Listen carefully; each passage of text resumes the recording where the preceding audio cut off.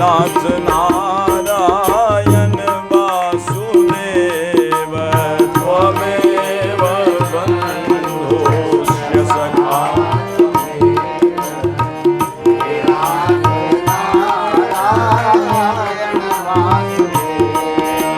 त्वमेव विद्या द्रविणं त्वमेव हे नाथ नारायण वासुदेव त्वमेव विद्या द्रविणं त्वमेव हे नाथ नारायण वासुदेव त्वमेव सर्वं मम देवदेव हे नाथ नारायण वासुदेव त्वमेव सर्वं मम देवदेव हे नाथ नारायण वासुदेव श्री कृष्ण गोविंद हरे मुरारे नाथ नारायण वासुदेव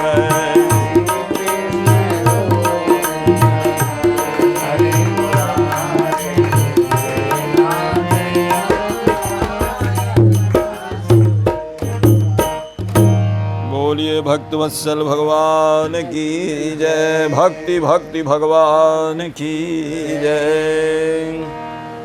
अखिल कोटि ब्रह्मांड नायक जगत नियंता जगदाधीश कारण करुणा वरुणाल्य भक्त वांछा कल्पतरु नंद नंदन यशोदानंदन ब्रजन रंजन कौशल्यानंदन श्री ठाकुर जी की असीम अनुकंपा से संत सदगुरु की सन्निधि में विराजमान होकर के भगवत भागवत यश श्रवण करने का जो ये मंगल में सुअवसर हमें प्राप्त हो रहा है, ऐसी हनुमान जी की विशेष कृपा है। श्री प्रभु कृपा से नाभा गोस्वामी जी के द्वारा रचित श्री भक्तमाल के माध्यम से और श्री बक्सर वाले महाराज जी मामा जी की पदावली के माध्यम से श्री जयदेव जी महाराज का चरित्र आप श्रवण कर रहे हैं। जयदेव स्वामी जी का चरित्र नाभा गोस्वामी जी ने भक्तमाल में जो वर्णन किया है वो बताया है। श्री जयदेव स्वामी जी कवियों के सम्राट हैं, कविराज राज हैं। जयदेव कवि नप चक्र वै खंड मंडलेश्वर आन कवि। और जो कवि हैं छोटी छोटी जैसे राजा होते हैं, छोटी छोटी रियासतों के मालिक होते हैं, छोटे छोटे खंड के मालिक होते हैं। तो श्री जयदेव जी महाराज चक्रवर्ती कहते हैं जिसका एक छत्र राज हो, चक्रवर्ती सम्राट, सब राजा उसके अधीन होते हैं। ऐसे ही जयदेव स्वामी जी के का जो पद है वो चक्रवर्ती कविराज राज का है। जयदेव कवि नपचक व खंड मंडलेश्वर आन कवि प्रचुर भयो तिहु लोक गीत गोविंद उजागर। गीत गोविंद नाम का जो सरस काव्य श्री जयदेव स्वामी जी ने लिखा है, कहते हैं तीनों लोकों में उसका यश, उसकी कीर्ति पताका फहरा रही है। कोक काव्य नवरस सरस श्रृंगार को सागर, साहित्य के नवरस और भक्ति के पंचरस।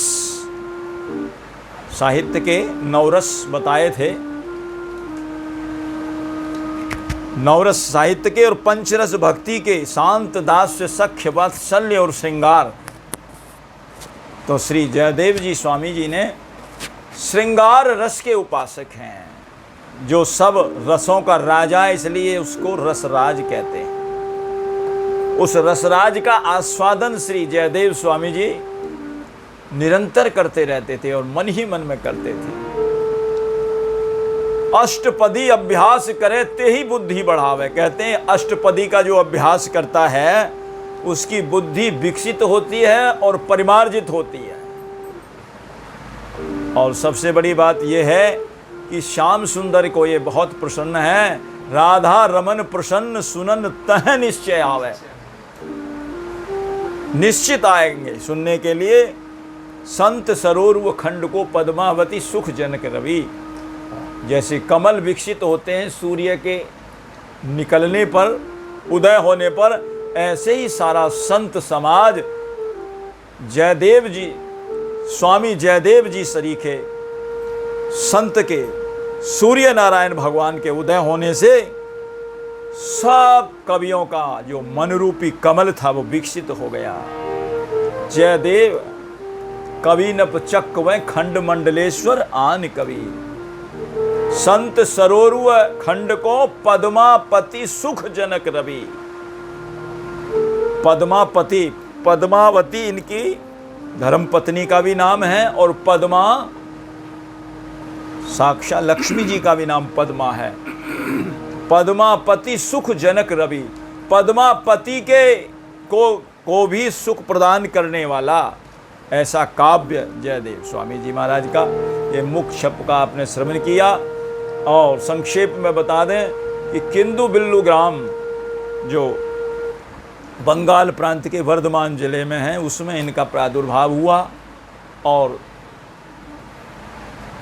कब हुआ?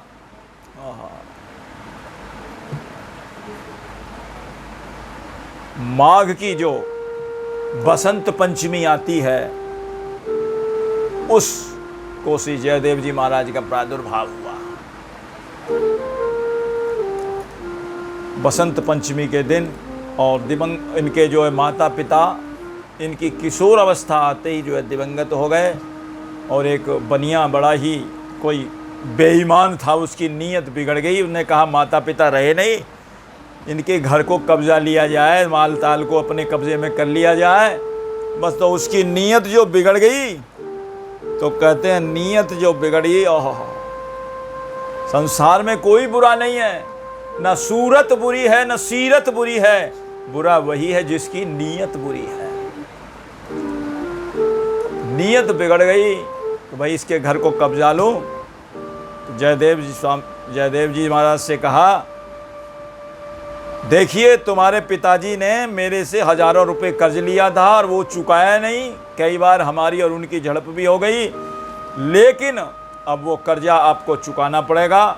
ज़्यादा तो मैं आपसे कुछ कहता नहीं हूँ, पर मेरा कर्जा नहीं चुकाया, या तो मेरा कर्जा चुका दो, और नहीं तो आपके घर को मैं कुड़की करवा दूंगा।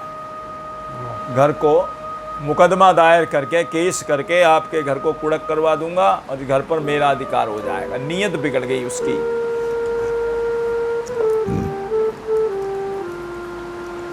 तो कहते हैं कि उसने जो है जाकर के कोर्ट में मुकदमा दर्ज करके लोगों ने समझाया, भैया माता पिता रहे नहीं, अब क्यों तुम इनको परेशान कर रहे हो, इनकी तो सहायता करनी चाहिए, और इनके ऊपर तुम और जुल्म ढा रहे हो।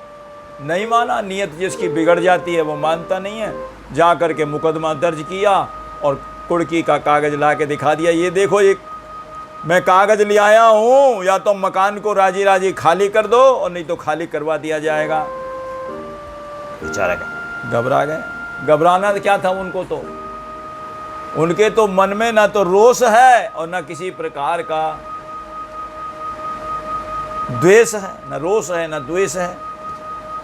ना कागज देखा, ना कुछ ननू नचे करी, ना कोई उनसे वाद विवाद किया, और तुरंत घर को छोड़ करके चल दिए। और उनकी रहनी सहनी बता रहे हैं प्रियादास जी, प्रतिदिन एक रूख के नीचे एक रात में रहते थे। दिन दिन प्रति रुख रुख तर बैठे जाए, दिन दिन प्रति रुख रुख तर जाई रहें। और हाथ में क्या था? गहें एक गूदड़ी कमंडल को राखिए। एक गूदड़ी और कमंडल को राखिए, ये रहनी उनकी।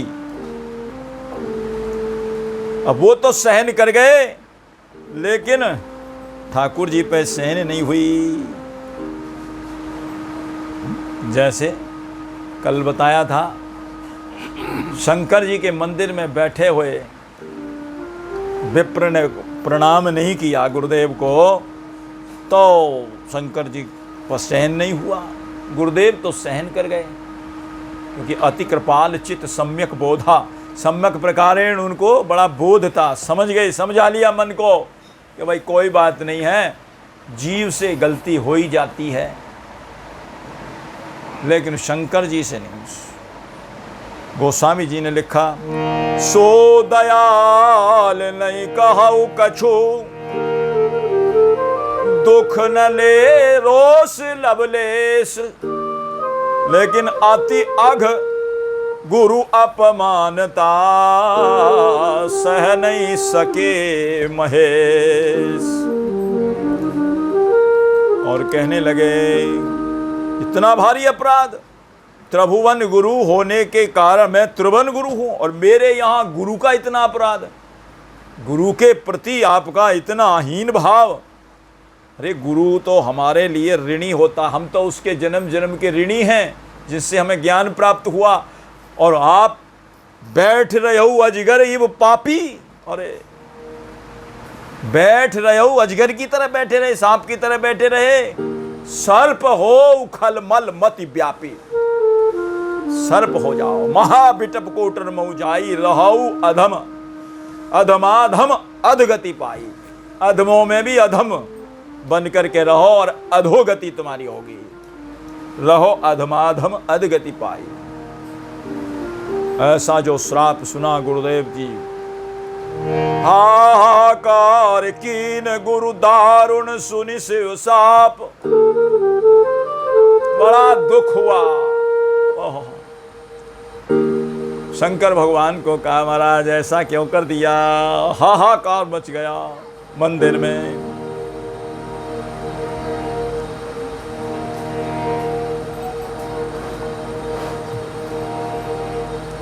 मंदिर माझ भई नभवानी, रेहथ भाग्य आज्ञ अभिमानी। यद्यपि तब गुरु के नहीं क्रोधाति, कृपाल चित सम्यक बोधा। तदपि साप में देहूं तो ही, क्योंकि नीति विरोध सुहाई न मोही। और जो नहीं देता हूं मैं त्रिभुवन गुरु कहलाता हूं, मेरी वेद की संहिता गलत हो जाएगी, वेद मार्ग मेरा गलत हो जाएगा। जो नहीं दंड दे उखल तोरा, तो भ्रष्ट होई श्रुति मार्ग मोरा। जे सठ गुरु सन ईर्षा करही, रौरव नरक कल्प सत परही। हाहाकार हो गया। गुरुदेव ने कहा, ये क्या कर रहे हो भोलेनाथ, आप आशुतोष कहलाते हो। फिर उनकी स्तुति की रुद्राष्टक के द्वारा, ओम नमामि शमीशान निर्वाण रूपम विभुम व्यापकम ब्रह्म वेद स्वरूप। इस स्तुति के द्वारा भगवान शंकर जी प्रसन्न हुए और कहते हैं, जो भी इस स्तुति का पाठ करता है भोले बाबा बड़े जल्दी प्रसन्न होते हैं। रुद्राष्टकम इदम प्रोक्तम विप्रेण हरतोषये, ये पठन्ति नरा भक्त्या तेषां शंभु प्रसीदति। भगवान शंकर जी जब प्रसन्न हो गए, उनको कहा, महाराज जीव है, जीव से भूल होना स्वाभाविक ही है। देखिए, कभी जीव खुश हो गया, कभी नाराज हो गया, कभी उसको दुख हो गया, और कभी अभिमान हो गया। तो ऐसा ये तो जीव का धर्म है।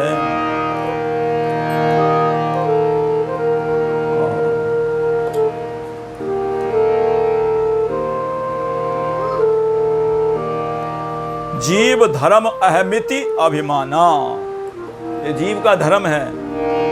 हरस हरस विषाद ज्ञान अज्ञाना, हरस विषाद ज्ञान अज्ञान। जीव धर्म अहमिति अभिमाना, जीव धर्म अहमिति अभिमाना। जीव का धर्म है, और कभी भी एक रस तो रहता ही नहीं है, और एक रस जो रहने वाला है वो केवल परमात्मा है। ज्योति हूं काल एक रस रही, एक रस रहने वाला। जीव बदलता रहता है। सुख हो गया तो हर्षित हो गया, दुख हो गया तो नाराज हो गया।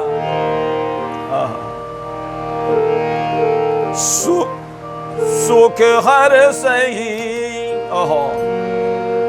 सुख हर सही जड़ दुख बिल खाही, सुख हर सही जड़।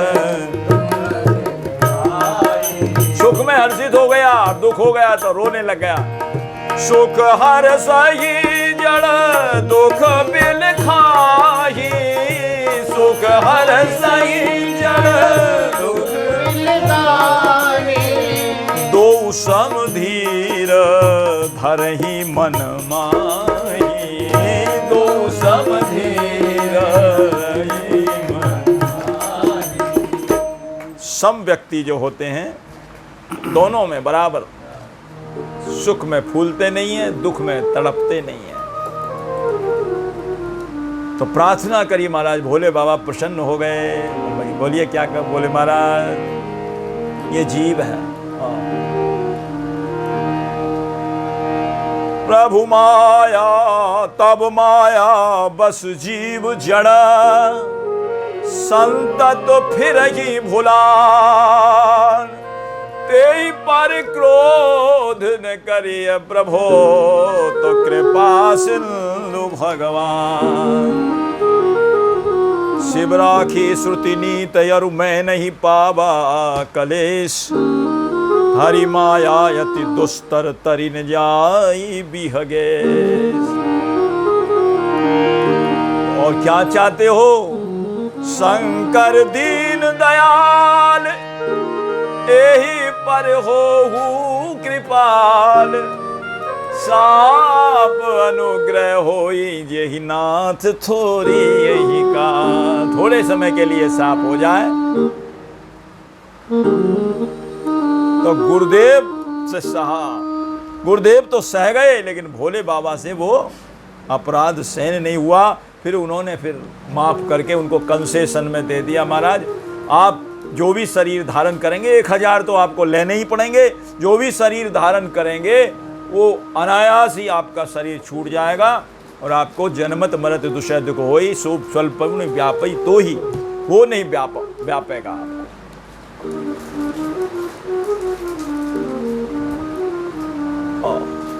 तो ये है संतों की बात। संत सहन कर जाते हैं लेकिन इनसे सहन नहीं हो, बाकी बोले को ठाकुर जी से सहन नहीं होता।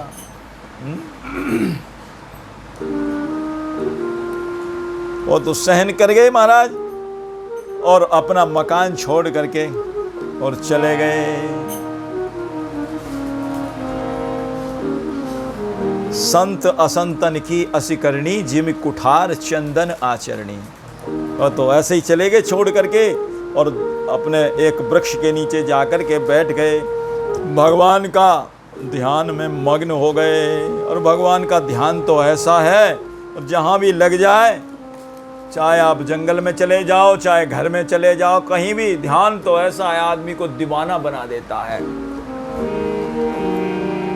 ध्यान घनश्याम का दीवाना बना देता है, ध्यान घनश्याम का दीवाना बना देता है, ध्यान घनश्याम का दीवाना बना देता है, ध्यान घनश्याम का दीवाना बना देता है। बागे दुनिया को भी वीराना बना देता है, बागे दुनिया को भी वीराना बना देता है, बागे दुनिया को भी वीराना बना देता है, बागी दुनिया को भी वीराना बना देता है। जिस दुनिया में लोग भाग बड़ा सुख अनुभव कर रहे हैं, कहते उस भरी हुई दुनिया को भी वीराना बना देता है। ऐसा घनश्याम का ध्यान है।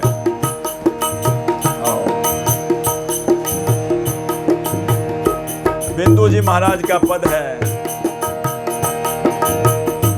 एक प्रेम की जो तरंग होती है हमारे दिल को ऐसी प्रकाशित कर देती है। वो समा इश्क ने किया मेरे दिल को रोशन, समा इश्क ने किया मेरे दिल को रोशन। मेरी जो तरंग समा गई उसने मेरे दिल को इतना प्रकाशित कर दिया। समाए इश्क ने किया मेरे दिल को रोशन। कैसे?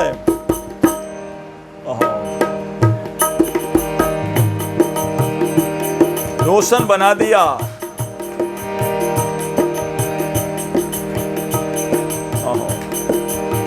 दिले दीवान को मत परवाना बना देता है, दिले दीवान को परवाना बना देता है, ध्यान घनश्याम का दीवाना बना देता है, ध्यान घनश्याम का दीवाना बना देता है, बागे दुनिया को भी वीराना बना देता है, बागे दुनिया को भी वीराना बना देता है। और किसी ने कहा कि भाई वहाँ क्यों नहीं चलते, वहाँ जाओ, चित्रकूट जाओ, बनारस जाओ, अयोध्या जाओ, काशी प्रयागराज, वृंदावन, गोकुल, बरसाना जाओ। बोले भैया वो ध्यान में ऐसे मगन हो जाते कि वहीं पहुँच जाते ध्यान में। बिहार सामरे सरकार का मेरे दिल को, बिहार सामरे सरकार का मेरे दिल को, बिहार सामरे सरकार का मेरे दिल को, बिहार सामरे सरकार का मेरे दिल को, कभी गोकुल कभी बरसाना बना देता है, कभी गोकुल कभी बरसाना बना देता है, कभी गोकुल कभी बरसाना बना देता है, कभी गोकुल कभी बरसाना बना देता है, कभी गोकुल कभी बरसाना बना देता है, कभी गोकुल कभी बरसाना बना देता है, ध्यान घनश्याम का दीवाना बना देता है, ध्यान घनश्याम का दीवाना बना देता है। ध्यान में मगन हैं। प्रियादास जी कहते हैं ध्यान भी कोई ऐसा ध्यान नहीं है, रस राज का ध्यान करते हैं, जो रसों का राजा है, युगल सरकार की केली विलास का, इनके अंदर मन ही मन। प्रियादास जी कहते हैं कि मन ही मन, किंदु बिल्व ग्राम तामे भये कविराज, राज भर्यो रस राज, ये मन मन चाखिए। मन मन में चाखते रहते। मन मन में क्यों चाखते? मन मन में चाखने की बात भी ये है कि सब तो इसके अधिकारी नहीं हैं, इस केली विलास के सब अधिकारी नहीं है, श्रृंगार रस के, इसलिए मन मन में चाखते। दूसरा भाव ये है, किसी को कोई बढ़िया मिठाई मिल जाए ना बढ़िया, तो छुपा करके अकेले में खा लेता है, तुम ही खा लो यार, देखा जाएगा। ठाकुर जी ने सोचा ये रस ये मन मन में चाख रहे हैं, क्यों ना इसकी एक बूंद जो है इस जगत में छलका दी जाए और छलक करके सबका कल्याण हो जाए, सबको प्राप्त हो जाएगी, आनंद आएगा सबको। लेकिन सबके लिए टेढ़ी खीर है। लेकिन श्री जयदेव स्वामी जी के कवित्व को पढ़ करके कहते हैं सब संतों की जो मन की कली थी वो खिल गई, विकसित हो गई। वैसे तो ये जो रसराज है बड़ी कठिन है। रसिक महान भावों ने लिखा है, भगवत रसिक जी कहते हैं संप्रदाय नवधा भगति वेद सुरसरी नीर, ललता सखी उपासना ज्यों सिंहिन को छीर, ज्यों सिंहिन को छीर रहे कुंदन के बासन। शेरनी का दूध सोने के पात्र में ठहर सकता है, और या सिंघनी का बच्चा पी ले तो उसके पेट में रह सकता है, शावक के पेट में। और किसी बर्तन में चाहोगे तो वो दूध रह गए बाहर निकल जाएगा। ज्यों सिंघिन को छीर रहे कुंदन के बासन, के बच्चा के पेट और घट करे विनाशन। भागवत नित्य विहार परे सब ही को पर्दा, रहे निरंतर पास रसिक वर सखी संप्रदाय। सखी उपासना युगल सरकार की प्रिया प्रीतम की नित्य निकुंज केली विलासों का ध्यान में मग्न रहने वाले श्री जयदेव स्वामी जी मग्न हो गए। सतन अतन करी हुए रहे। देखिए क्या सतन, तन तो है लेकिन देह का भान भूल जाए। सतन अतन करी हुए रहे और वेतन आए फिर जाए। शरीर है उस देह से ऊपर उठ जाए और फिर वेतन आए फिर जाए। कितना ही वित्त आपके पास आ जाओ लेकिन अपने एक भी पैसा स्वार्थ में नहीं लेकर के भगवान की सेवा में लगा दिया, सारा फिरा दिया। जैसे श्री स्वामी श्री हरिदास जी महाराज 5 मोहर सोने की रोज निकलती थी लेकिन स्वयं चना पा करके, ये है भक्ति की, यही तो उपासना है। वो श्यामा श्याम युगल सरकार की वही है ये। सतन अतन करी हुए रहे वितन आय फिर जाए। और सबसे बड़ी बात ये सखी भाव तब जानिए कब, जब पुरुष भाव मिट जाए। सखी उपासना तब हो सकती है जब पुरुष भाव ना हो हमारे जीवन में। हम तो राधा रानी की सहचरी हैं। श्री राधे मेरी स्वामिनी, मैं राधे जू की दासी। जन्म जन्म मोह दीजियो श्री वृंदावन को बासी। जन्म जन्म में तो ऐसे ध्यान में मगन श्री। देखिए ये प्रेम का पंथ सबकी बस की बात नहीं। प्रेम पंथ अत ही कठिन सब पे निभत नाय। चढ़ के मोम तुरंग पे चलवो पावक माही।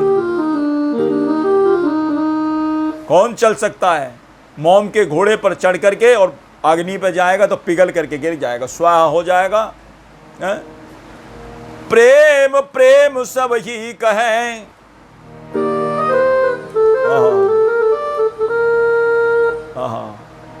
प्रेम जो चाहता है वो सबके बस की बात नहीं है।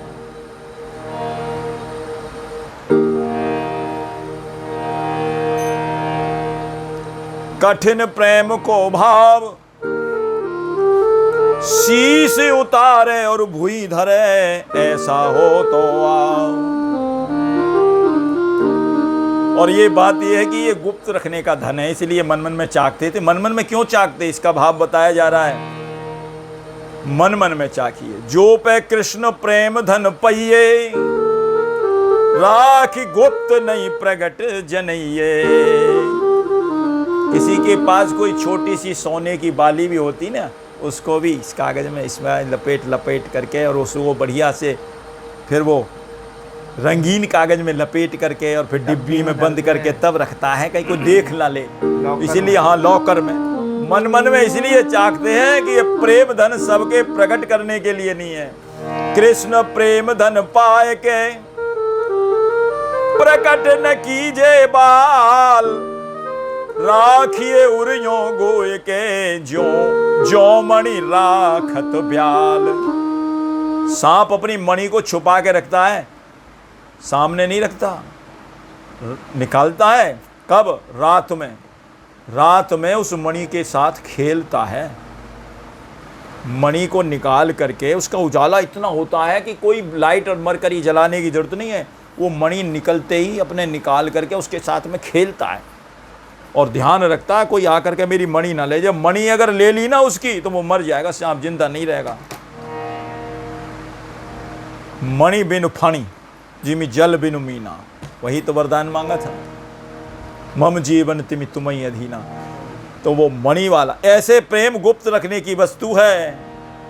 यदि बाहर प्रकट हो गया जगत की प्यार लग जाएगी। कहते हैं कि दीप बाती सम प्रेम है। दीपक की बत्ती होती है ना, वह राखो रहसी जुगाए, जुगती से बना करके रखो, बाहर किए विनाश है। जब लगी है जग बाय, जगत की जो हवा लग गई ना तो वो बत्ती बुझने में कितनी देर लगेगी। और वो आती है, सही है, कलबल छल करी जाई समीपा और अंचल बात बुझावई दीपा, तुरंत बुझा देती है। इसलिए उसको संभाल के रखो, प्रेम को मन मन चाखिए। मन मन में चाखते थे। जयदेव जी का मन घर में नहीं लगा।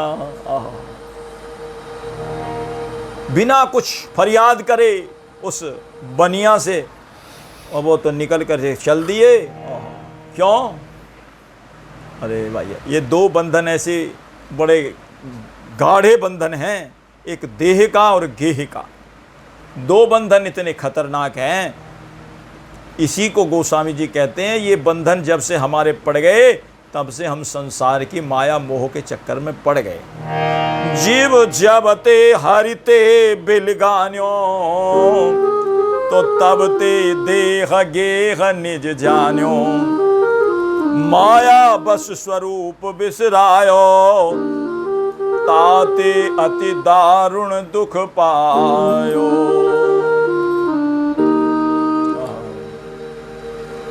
और बनिया ने तो झूठा अपना दस्तावेज बना ही लिया था, जो कल बताया था। उनकी रहनी सहनी, ओहो, कभी किसी वृक्ष के नीचे, एक रात एक वृक्ष के नीचे, अपनी कहने वाली एक वस्तु भी ना रहे बंधन की।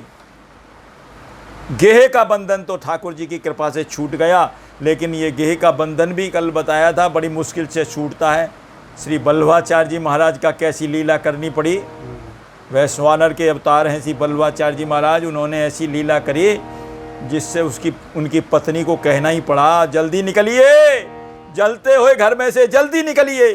बस वो कहने की इंतजार कर रहे थे, पत्नी को कहना है अब घर से निकलिए तो निकलिए, और निकलना भी चाहिए। शायद विवेकानंद जी के उद्गार हैं, उन्होंने कहा कि जो हमारी जो ये गिनती हैं ये बतलाती हैं क्या, तब तक आस रखो, कब तक, 49 आस 50, यहाँ तक तो आस ठीक है, करो। उसके बाद फिर वो गिनती कहती है 51, 52, 54, 57, वन की तरह वन में जाओ। और फिर भी 58 तक बता देंगी, और फिर भी नहीं जाएंगी तो तुमको दुत्कारेंगी। 59, 60, 61, 62, 67, 68, 60, 60, अरे 60, अब तो कम से कम निकल।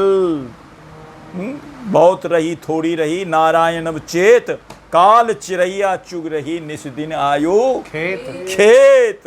धन यौवनियों जाएगो जा विधि उड़े कपूर, नारायण गोविंद भज क्यों चाटे जग धूर। तो कहते हैं उसने जाल फ्रेब करके जब ये छुड़ा लिया उनका मकान, फिर तो झूठो जाल फरेब रची, लियो मकान छुड़ाए, सहज गेह जयदेव तजी तो तरु तरु बैठे जाए। तरु तरु वृक्ष के नीचे जा करके बैठ गए। ऐसा उनका रहन सहन हो गया।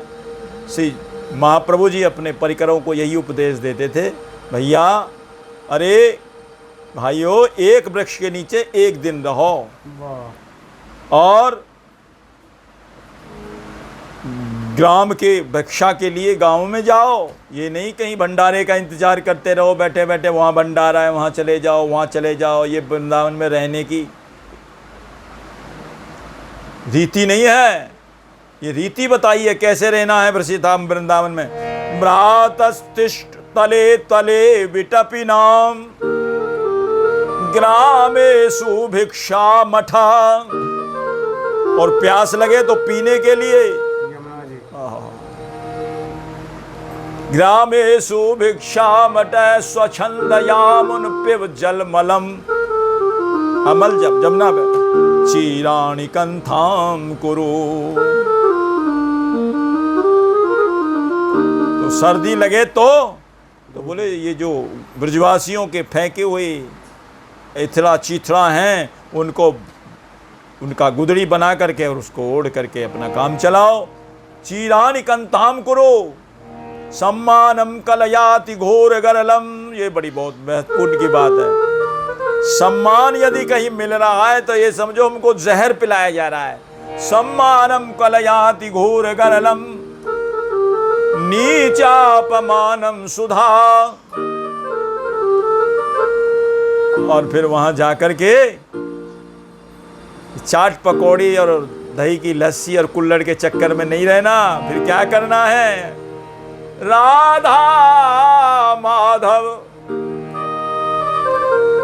राधा माधव मुरली धरौ भज सखे और वृंदावनम मात्य जय। वृंदावन को फिर छोड़ना नहीं है। तो ऐसी रहनी से श्री जयदेव जी महाराज रहने लगे, लेकिन ठाकुर जी पे सहा नहीं गया। हाँ? बोले वो क्या हुआ? बोले उस बनिया बेईमान के घर में आग लग गई। जान वो तो छुड़ा लिया उन्होंने मकान। जयदेव जी निकल करके आ गए, भगवान का भजन करने लग गए, लेकिन बोले ऐसा क्यों हुआ? साधु अवज्ञा कर फल ऐसा। साधु अवज्ञा कर फल ऐसा।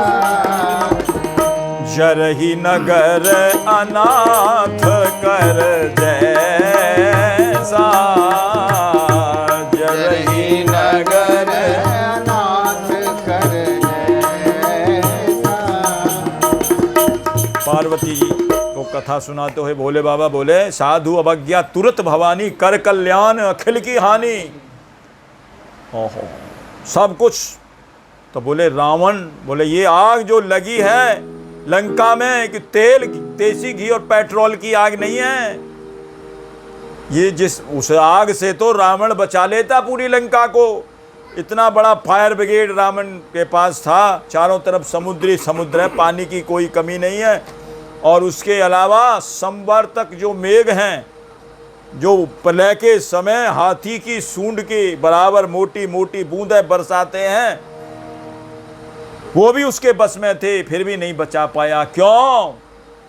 बोले महाराज ये आग कैसी है? पार्वती जी पूछा। बोले वही आग है जिसको भगवान भी माफ नहीं किया करते हैं। भगवान भी उसके अपराध को माफ नहीं करते। कौन सी? वो यही आग है, साधु अवज्ञा तुरत भवानी कर फल ऐसा। जरहि नगर अनाथ कर जैसा। अनाथ की तरह जल रहा है जैसे कोई हो ही नहीं लंका में, जबकि 100 लाख पूत 1.25 लाख नाती इतने थे रावण के घर में, और अनाथ की जगह वो जल रहा है। वही आग है। कौन सी? यही आग है। और इसी आग से होलिका भी जली है। होलिका कैसे जली? होलिका को वरदान प्राप्त था कि मैं आग में नहीं जलूंगी, आग मुझको नहीं जलाएगी। ब्रह्मा जी से वरदान ले रखा था। हिरण्याकश्यप बड़ा परेशान था, भाई प्रहलाद जी को किसी तरह मारा जाए, ये करा, बहुत सारे कष्ट दिए। का पिताजी, उसकी बहन थी होलिका हिरण्याकश्यप जी की, बोले भैया आप चिंता मत करो, मुझे वरदान प्राप्त है, मेरी गोदी में इसको बैठा दो और आग लगा देना, लकड़ी लगा करके, और बस मैं गोदी में लेकर बैठ जाऊंगी और मैं तो जलूंगी नहीं, क्योंकि मुझे वरदान प्राप्त है और ये पहला जल जाएगा और आपकी जो है समस्या हल हो जाएगी। और ठीक है, लकड़ी ले करके और होलिका ले करके गोदी में बैठ गई और धू धू करके कहते हैं आग जली। होलिका जलनी शुरू हो गई और ऐसे जली, कैसे? हाड़ जले जैसे लाकड़ी और केस जले जैसे घास, सोने जैसी भुआ जी जर गई पर कोई ना आयो पास। हिरण्याकश्यप ने पूछा, अरे मेरी बहन जल गई, इसको वरदान प्राप्त था और तू अभी भी अग्नि में जिंदा है, क्या कोई मंत्र जानता है इस अग्नि का? बचने का कोई? हाँ पिताजी, बहुत प्रभावशाली मंत्र है। बोले कौन सा मंत्र है? कितना बड़ा मंत्र है? बोले कोई नहीं, मात्र 2 अक्षर का मंत्र है, ज्यादा बड़ा नहीं है। हाँ कौन सा? बताया, राम नाम जपताम कुतो भयम। रा और मैं, बोले इतना 2 अक्षर का मंत्र, प्रभाव इतना बड़ा? बोले हाँ। सर्वताप समनैक भेषजम। एक ताप की बात कर रहे हो, दैहिक दैविक भौतिक ताप, तीनों प्रकार के तापों को नष्ट करने में ये सक्षम है ये मंत्र। और विश्वास ना हो तो पश्चात मम गात्र सन्निधौ, मेरे समीप आकर के तो देखो। अरे हिरण्यकश्यप बोला, अरे हभागे, मेरी बहन को जला दिया और मैं तो यहीं से देख रहा हूं, अब मुझे न्योता दे रहा है। पश्चात मम गात्र सन्निधौ पावकोपि सलिलायते अधुना। देखिए कैसी शीतल हो गई है आग, और उनके लिए शीतल थोड़ी है। बोले मेरी बहन को वरदान प्राप्त था। प्रश्न उठा, बोले कैसे जल गई? बोले ये उस आग से नहीं जली है जो क्षितिजल पावक गगन समीरा वाली जो आग है प्राकृतिक जगत के, ये तो उस आग से जली है। कौन सी? जो अपराध भगत कर कर, जो अपराध भगत कर कर, राम रोष पावक सोजर, राम रोष पावक सोजर। ये उस आग से जली है, राम रोषाग्नि के द्वारा। अच्छा, बोले ऐसी आग है? बोले हाँ। तो आज सेठ जी के घर में जो आग लगी है, बहुत भयंकर आग लगी। लोगों ने समझाया, भैया बुझाने की बहुत प्रयास किया, ये विधाता ने उसको दंड दिया। दियो विधिनाने सहजे ही दंड, लगी वाके घर अग्नि प्रचंड, और है गया चूरम चूर घमंड। घमंड। जो समझदार लोग थे उन्होंने समझाया, अरे अभागे, अरे मान जा भैया, एक संत का अपराध करने का ये फल है, ये तेरे घर में आग लगी है।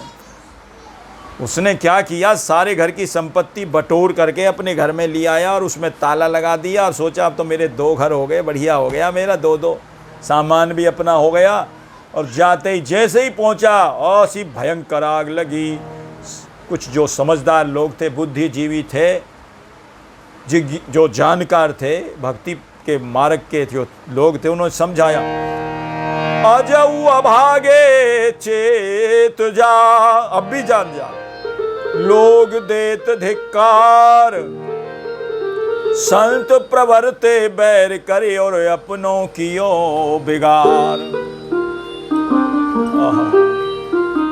और जैसे ही लोगों ने कहा, खूब कोशिश करी बचाने की, लेकिन नहीं, आग बुझी नहीं। इधर से बुझा में तो उधर लग जाए, उधर से बुझा में तो इधर लग जाए, बुझे कहाँ से?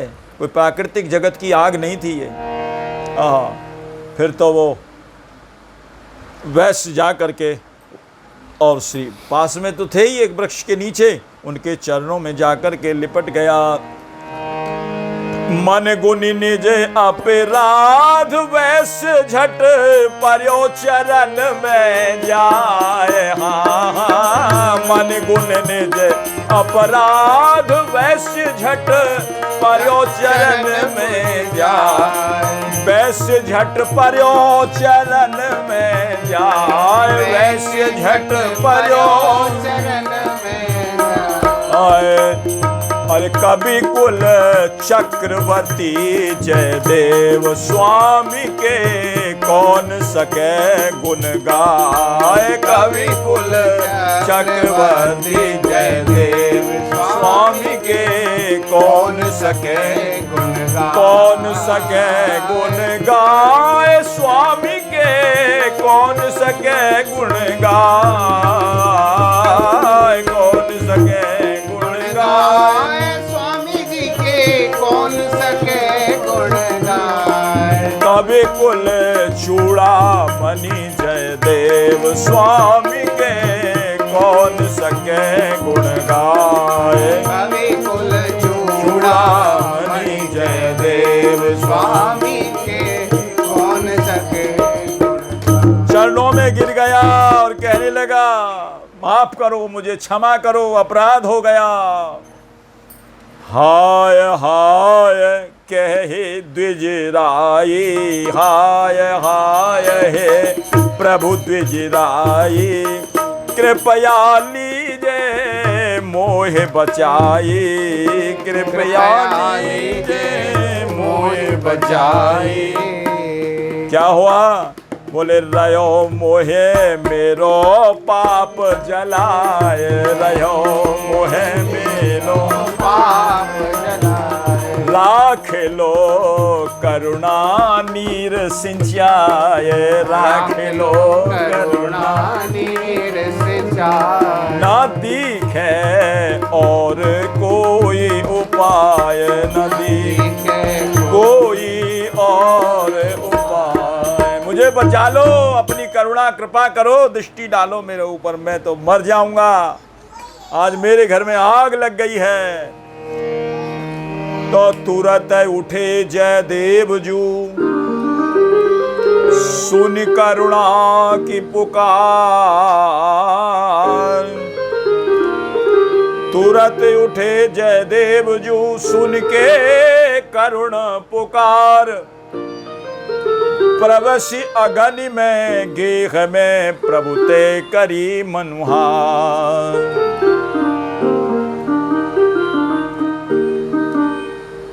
तुरंत ये नहीं सोचा कि इन्होंने मेरा मकान छीन लिया है झूठ कपट के द्वारा, तो मैं क्यों जाऊं, लगे तो लगन दे, और होता कहता लगे नहीं तो लगन दे, मैं क्या करूं। लेकिन नहीं, गोस्वामी जी कहते हैं ना, संत का ये काम नहीं है। क्या है? उमा संत की यही बड़ाई, उमा संत की यही बड़ाई। मंद करत जो करत भलाई, मंद करत जो करई भलाई। संत वही है जो किसी का अपकार भी उसका कर दिया जाए तो दूसरे का उपकार करने की सोच है, वही तो संत है। पर उपकार बचन मन काया, संत सहज स्वभाव खगर आया। सहज स्वभाव में होता है उसके में दूसरे का उपकार करना। जाकर के प्रार्थना करी जयदेव स्वामी जी ने, प्रभो प्रभो माफ करो, जीव अज्ञान, जीव तो अज्ञानी है और गलती हो ही जाती है। ये नहीं घबराए जयदेव स्वामी जी, तुरंत जलती हुई अग्नि में प्रवेश कर गए। जलती हुई अग्नि में प्रवेश कर गए। जहाँ सब लोग किनारे खड़े थे वहाँ घर में घुस करके प्रार्थना, हे प्रभु अग्निदेव, हे प्रभु, जीव में इतनी सामर्थ, पाप करने की इतनी सामर्थ नहीं है जितनी आप में क्षमा करने की सामर्थ है। आप क्षमा करो प्रभु, आप दीन वत्सल करुणा वत्सल कहलाते हो, क्षमा करो, क्षमा करो। जैसे ही प्रार्थना करी, ओहो, बुझी अग्नि प्रभु कृपा। एकदम अग्नि जो थी वो सारी बुझ गई। बुझे अग्नि प्रभु कृपा, अपा अचानक लपटे गई बिलाय। हाँ, बुझे अग्नि प्रभु कृपा, अचानक लपटे गई बिलाय। कवि कुल चक्रवर्ती जयदेव स्वामी के सके कौन गुण गाए। कवि कुल चक्रवर्ती जयदेव स्वामी के कौन सके गुण गाए। कौन सके गुण गाए, स्वामी के कौन सके गुण गाए। कौन सके गुण गाए, स्वामी के कौन सके गुण गाए। कवि कुल चूड़ामणि स्वामी देव स्वामी के कौन सके गुणगान। कवि कुल चूड़ामणि जय देव स्वामी के कौन सके गुणगान। देखिए ये है संत की बड़ाई। मंद करत जो करत भलाई, भलाई कर दी। कितना भी कोई संत से द्रोह करे तो विनय पत्रिका में गोस्वामी जी कहते हैं, जो पे कृपा रघुपति कृपाल की, बैर और के कहा करे, हो न बाको बाल भगत को, जो कोई कोटि उपाय करे, ताके मीच जो नीच भगत की, सो पावर ते मीच मरे, वेद विदित प्रहलाद कथा सुनी, कौन भगति पथ पाम धरे, जेहि जेहि कूप खने गो पर कहें, सो सटते फिर कूप परे, सपने सुख न संत द्रोही को, सुर तरु सो विष फरनी फरे। सपने में भी संत से द्रोह करने वाले को सुख नहीं मिलेगा। कैसे? कह रहे हैं क्या है वो, कलप वृक्ष के नीचे ही क्यों ना बैठ जाओ, अमृत मांगे तो विष मिलेगा। सुर तरु सोई फल फरनी फरे, ये है। सपने में भी सुख नहीं मिलेगा। तो अग्नि तो बुझ गई, उन्होंने प्रार्थना की। ये संत की महिमा है, मंद करत सो करत भलाई। तो उन्होंने तो कर दिया। और अब तो जब अग्नि शांत हो गई, अब तो उस बनिया का क्रोध भी शांत हो गया, उसका द्वेष भी शांत हो गया। हाथ पे चरणों पर लो, ये चाबी लो और ये मकान तुम्हारा है, तुम रहो भैया। लोगों ने समझा दिया, अरे तेरे ये इस कारण तेरा ये सब हो रहा है, अब समझ में आ गया। लेकिन जयदेव स्वामी जी काय को चाबी पकड़ने वाले हैं। क्यों? अरे घर का गृह का बंधन छुड़ाना बड़ा मुश्किल होता है। कह रहे हैं हमारा तो ठाकुर जी की कृपा से अपने आप ही छूट गया गेह का बंधन। गेह का बंधन छूट गया और देह से वैसे ही ऊपर उठ गए। ऐसी रहनी रही है, अभी आप श्रवण करेंगे कैसी कैसी रहनी करी है। तब से घर से निकल गए ना। ग्रहते निकस गए एक बारा, ग्रहते निकस गए एक बारा। घर से जब निकल गए, लोगों ने कहा भैया आ जाओ, ले लो, मकान तुम्हारा है, आराम से रहो, कोई बात नहीं, और जो धन संपत्ति ली है वो भी दे दी जाएगी, आप करो ना। क्यों? कहावत है, सती संत और सूरमा, ज्ञानी और गजदंत, ये निकसे बहुरे नहीं, जो जुग जाए अनंत। सती एक बार निकल गई पति की मृत्यु पे चिता की तरफ, तो फिर दोबारा पांव लौटाती नहीं है, दोबारा नहीं आती। सती संत, सती और सूरमा, सूरवीर यदि निकल गया फिर विजय श्री हासिल करके ही लौटेगा, पीठ नहीं दिखाएगा। ऐसे ही संत निकल गए फिर दोबारा नहीं। उस गेह में क्यों आ मैं फिर? जो विषया संतन तजी, कहते हैं जिस संसार के विषय का, भोगों का त्याग संतों ने कर दिया। जो विषया संतन तजी, मोहि तहां लपटात, जो नर डारे बमन करी। देखिए कुछ हमने रबड़ी, पेड़ा, बालूशाही, चमचम, दाल, तरकारी, तरह तरह की मिठाई खाई, पकवान खाए, हलवा पूरी सब कुछ खाया, पर क्या हुआ हमारा थोड़ी देर में जी सा मिचला गया कुछ खाने की गड़बड़ के कारण, और उल्टी आ गई। और उल्टी आने के बाद में बमन हो गया। अब बमन हो गया तो बमन को तो कोई नहीं खा सकता, देख भी नहीं सकता। उस उल्टी को देख करके तो और उल्टी आती है। हाँ, एक है जो खा जाता है। कौन? कुत्ता। बड़े स्वाद से खाता है उसको, बमन को जो किया है उसको खाता है। जो विषया संतन तजी मोही तह लपटात, जो नर डारे बमन करी तो स्वान स्वाद सो खात। तो कहते हैं जयदेव स्वामी जी, भैया हमने त्याग दिया, अपनी बड़ाई नहीं कर रहे हैं पर कह रहे हैं जब एक बार हमने त्याग दिया तो त्याग दिया। देखिए त्याग भी दो प्रकार का होता है, मलवत त्याग, एक बमनवत त्याग। मलवत त्याग से ज़्यादा श्रेष्ठ है बमनवत त्याग, जो श्री करमेती महारानी के चरित्र में आपने श्रवण किया। बमन की तरह उन्होंने संसार के सुख को त्यागा। संसार स्वाद सुख बात करी और फेरी नहीं तिन तन चही, कठिन काल कलयुग में तो कर में तीन कलंक रही।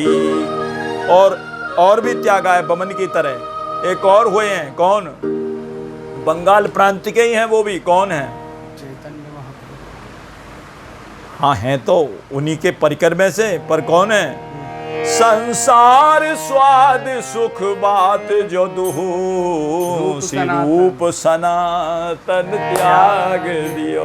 उन्होंने भी बात की तरह त्यागा है। और करमेती महारानी ने भी बमनवत त्यागा है। और भरतलाल जी ने भी अपना अयोध्या का त्याग बमनवत किया है। और कहा है गोस्वामी जी ने, रमा विलास राम अनुरागी, रमा विलास राम अनुरागी, तजत बमन जिमि जन बड़ भागी, तजत बमन जिमि जन बड़ भागी। बमनवत त्याग किया है, ये श्रेष्ठ है। और थोड़ा विलास नहीं है उनके यहाँ। कितना है? इतना है कि देवराज इंद्र भी उसको देख करके और ललचाते हैं।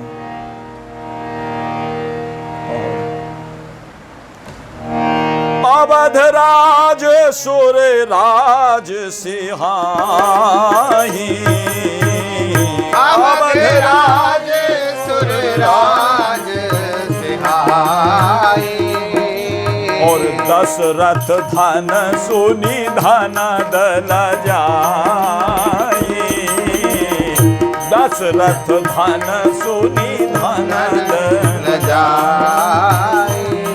उसमें तेहि पुर बसहि भरत बिनु रागा, तेहि पुर बसहि भरत बिनु रागा, चंचरीक जिमि चंपक बागा, चंचरीक जिमि चंपक बागा। और उसी के बाद ये चौपाई गोस्वामी जी ने लिखी। बोले कौन त्यागता है? बोले रमा विलास राम अनुरागी, तजत बमन जिमि जन बड़ भागी। तो कह दिया इन्होंने भी, अपने एक बार त्याग दिया। ग्रहते निकस गए एक बारा, ग्रहते निकस गए एक पुण्य, अरे पुनः लौट नहीं गए दोबारा, पुनः लौट नहीं गए दोबारा। तभी तेले लीनो दृढ़ नेम, तभी तेले लीनो दृढ़ नेम, वृक्ष तर सबरे योगक्षेम, वृक्ष तर सबरे योगक्षेम, भजन चिंतन श्री हरि पद प्रेम, भजन चिंतन से हरि पद प्रेम। वृक्ष के नीचे ही सारे काम योगक्षेम सब वहीं होते थे उनके। यत्र तत्र तरुवरन तर, करत विविक्त निवास, आतप वर्षा शीत सब सहत बारह मास। देखिए ऐसी रहनी है। इसी बात को सुखदेव जी महाराज ने कहा है श्रीमद् भागवत महापुराण में। जो त्यागी हैं, सन्यासी है, कल बताया था, उनको फटकार लगाइए, व्यंग किया उनके ऊपर। सन्यासी हो गए, त्यागी हो गए, तो कहीं आश्रमों में जा कर के और कहीं किसी राजा महाराजा के यहाँ जा कर के, और या कभी किसी मंत्री और किसी पद प्रतिष्ठित के यहाँ जा कर के दांत खिसोड़ते हैं, मांगते हैं, साहब ये दिला दो, साहब ये दिला दो, ये दे दो। उनको धिक्कारा है। बोले क्या? अरे सोने के लिए कितनी सुंदर ठाकुर जी ने जो है मखमल की सरी की घास बना रखी है, उस पर चयन करो। और तकिया की आवश्यकता नहीं है, बाजू हमारी जो है तकिया के रूप में कितनी सुंदर प्रदान की है। और वस्त्रों के लिए दिगंबर, ये दिक जो अंबर हैं हमारे, ये ही हमारी दिशाएं हमारे वस्त्र हैं। इनसे भी काम ना चले तो केले की छाल लपेट लो, उसको सुखा कर के लंगोटी के रूप में बांध लो, कमर ढकने के काम आएगी। ये सुखदेव जी के श्लोकों के भाव हैं भागवत जी के। और सन्यासी के लिए, त्यागी के लिए दो ही वस्तु, दो ही चीज़ें हैं, दो ही बर्तन काफ़ी हैं। बोले क्या? एक लेने के लिए, एक धरने के लिए। तीसरे बर्तन की आवश्यकता नहीं है। लेने के लिए अंजलि पसार के ले लो, और धरने के लिए केवल उदर लो और धरो। ये नहीं कि उठा के कहीं धर दिया ना, सिर्फ दो ही वस्तु। बोले फिर ठंड लगे तो बोले ब्रजवासियों के चीथड़े गुदड़े जो पड़े रहते हैं उनकी गुदड़ी बना लो, चीरानी कंथाम करो। और बोले फिर वर्षा होगी, फिर कहाँ जाएंगे? तो परमात्मा के दी हुई क्या गुफाएं अवरुद्ध हो गई हैं, बंद हो गई हैं, वहाँ चले जाओ। बोले अंधेरा रहता है, कोई शेर आ गया वहाँ भी, बारिश से बच कर के घुसने के लिए आ गया, कहीं सांप आ गया। तो बोले क्या भगवान जिसके तुम शरणागत हो गए हो वो क्या सो गया है? उसके ऊपर विश्वास नहीं है। तो ये ऐसी रहनी रहते थे महाराज। वर्षा आई तो भी वृक्ष के नीचे, कहीं छोड़ करके एक वृक्ष के नीचे एक रात, वृक्ष तर सर्वे सारे ऐसे ही, आतप वर्षा शीत सब सहते बारहों मास। और ऐसी रहनी देख करके लोग कहते अरे महाराज क्या होगा?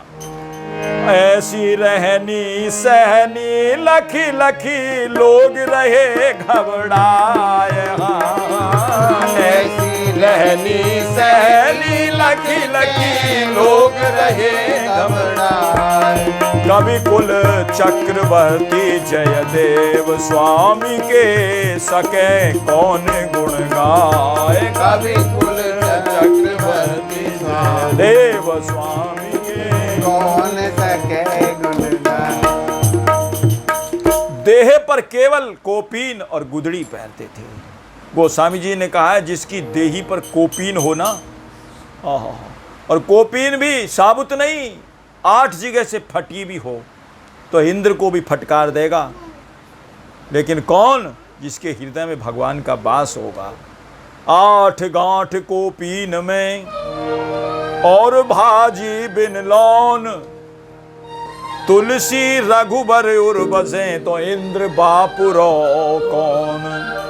इंद्र कौन होता है हमारे आगे? फटकार देते हैं। और फिर वृंदावन की रस में लीला, वृंदावन की रस में लीला, वृंदावन की रस में लीला, वृंदावन की रस में लीला। मन मन चाखत हृदय रंगीला, मन मन चाखत हृदय रंगीला। देह कोपीन गूदड़ी मात्र, देह को पीन गूदड़ी मात्र, कमंडल तू भी जल को पात्र, कमंडल तू भी जल को पात्र, भजन सहयोगी केवल गात्र, भजन सहयोगी केवल। गात्र, केवल एक कोपीन गूदड़ी और गूदड़ी रखते थे, कोपीन लगाते थे, गूदड़ी रखते थे, और कमंडल जल के लिए, वो भी कौन सा, कद्दू, कद्दू वाला कमंडल जो देखा होगा, ऐसा कमंडल रखते थे। और भजन के लिए शरीर आवश्यकता है ना, तन बिनु वेद भजन नहीं बरना, इसलिए वो शरीर ही उनका केवल गात्र था, केवल जो शरीर है यही भजन में सहयोगी था, और कोई सहयोगी नहीं, कोई मिलने, कोई सहयोग करने वाला नहीं। हो हल्ला से दूर नित और जग से सदा तटस्थ, ऐसे परम विरक्त को तो प्रभु ने कियो गृहस्थ।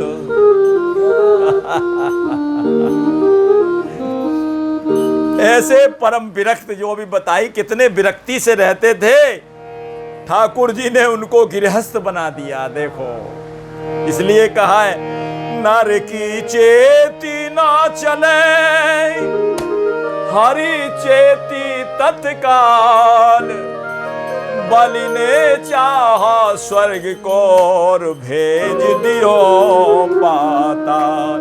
बलि ने चाहा मुझे साथ में आसमान पर भेजो, लेकिन आसमान के कौन के 7 लोग नीचे पाताल में, और भेज दिया, बोले यहाँ रहो। इसीलिए कहीं कहीं ऐसे कहा, कहीं कहीं गोपाल की गई चतुराई भूल, काबुल में मेवा करी और ब्रज में करी बबूल। अरे ब्रज में जहाँ लोग बाग भजनानंदी हैं, भजन करते हैं, उनके ऐसे सात्विकी लोगों के लिए तो वहाँ करील पैदा कर दी।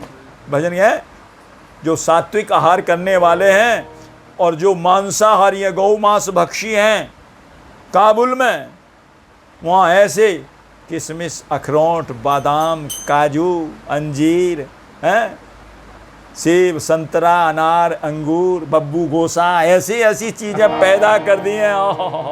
लगे रहते पेड़ों की तरह, ऐसे लगे रहते हैं वहाँ, ऐसे हैं। इसलिए कहा, कहीं कहीं गोपाल की गई चतुराई भूल, काबुल में मेवा करी और ब्रज में करी बबूल।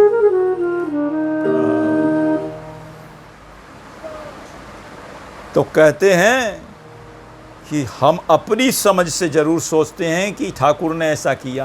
बोले क्यों? वो भजन करने वाले को यदि काजू केवा से ये मिल जाती, काजू किशमिश मेवा मिल जाती तो भजन होता। हम अपनी बुद्धि से विचारते हैं, भजन नहीं होता फिर। इसलिए भजनानंदीन के लिए ठीक किया ये। हमारी जो बुद्धि सोचती है वो बहुत छोटी है और परमात्मा की बुद्धि बहुत बड़ी है। इस पर दृष्टांत एक भक्तमाली जी महाराज दिया करते थे।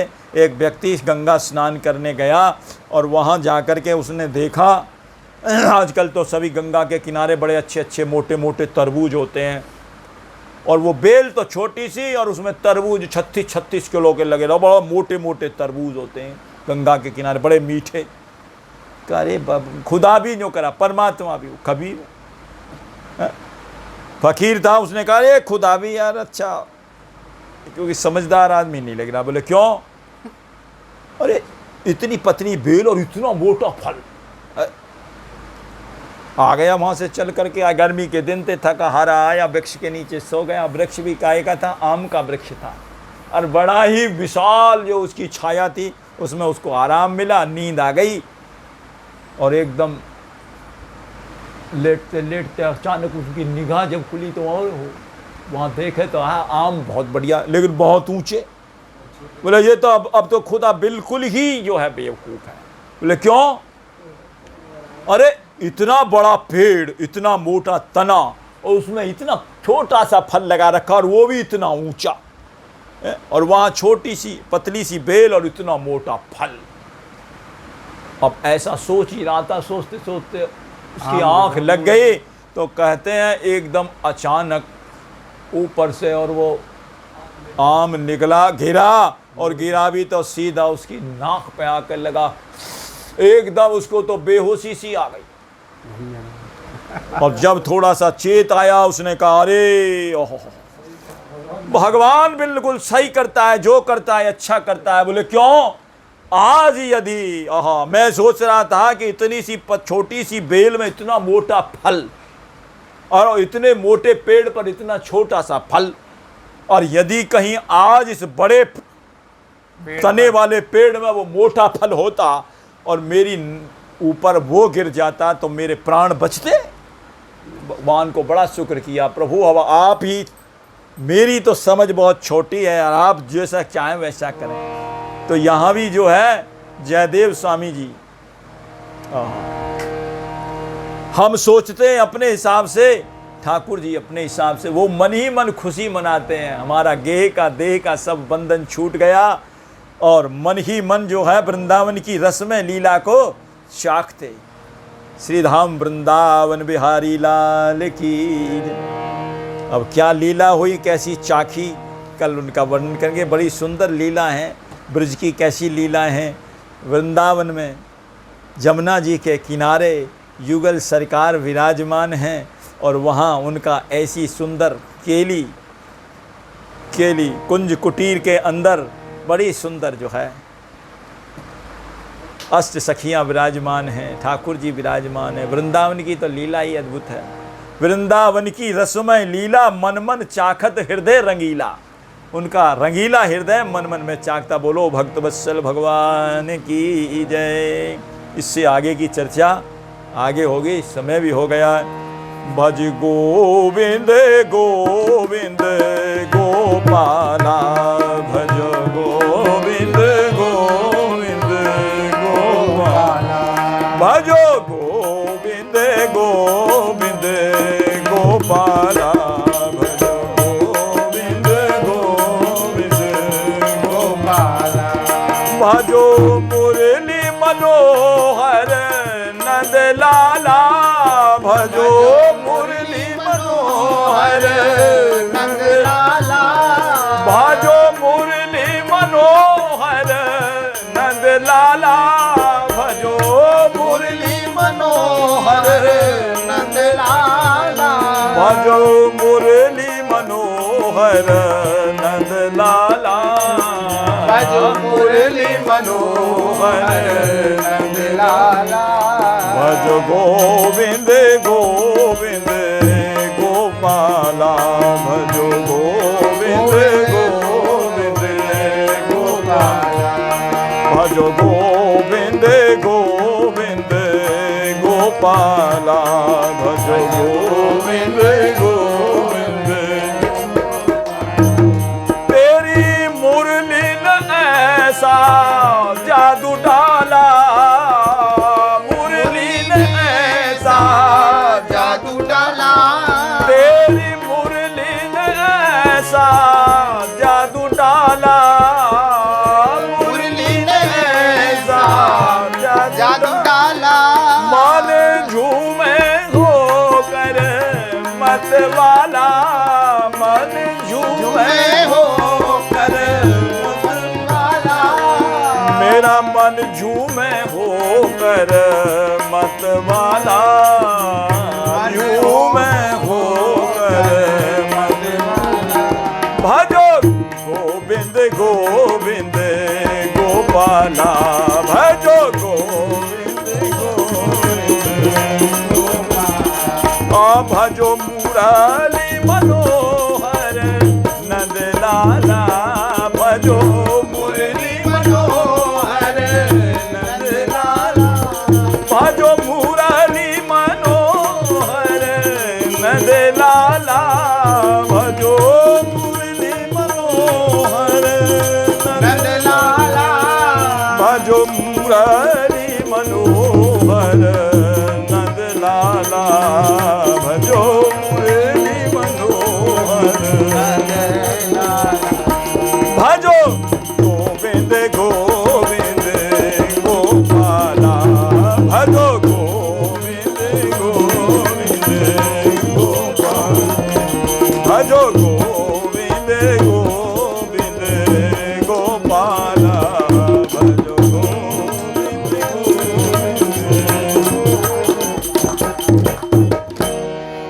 बोलिए भक्तवत्सल भगवान की। श्री जयदेव स्वामी जी महाराज।